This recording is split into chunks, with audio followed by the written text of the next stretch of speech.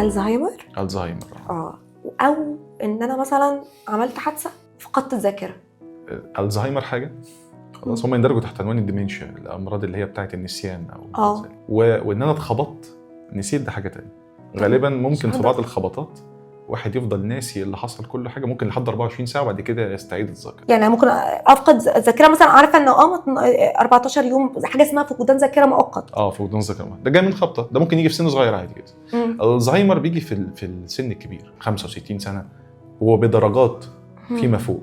ده بيكون له اسباب كتير جدا، يعني اسباب طبعا في جينيا، واسباب ان بدا يضمر الجزء اللي اسمه الحصين او الهيبوكامبس في المخ المسؤول عن الذاكره. ده طبيعه العمر، خلاص المخ بيضمر مع السن خلاص. فبيبدا ان هو قدرته على النسيان تبدا تحصل، وهو درجات. الدرجه الاولى بدا ينسى مفاتيحه وينسى حاجات.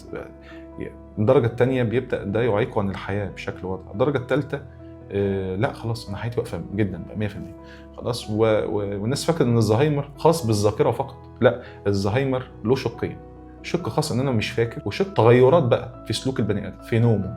ممكن الزهايمر يبقى شخص عنده ضلالات، يعني يجي له هلوسه زهايمر، بيكلم ناس مش موجود خلاص. فلازم يبقى بياخد علاج للنوم، لازم بياخد علاج للتوتر والاجيتيشن اللي هو حاسس بيه، لو علاج كمان لو في اي هلوسه بدات تحصل، وعلاجات بقى للذاكره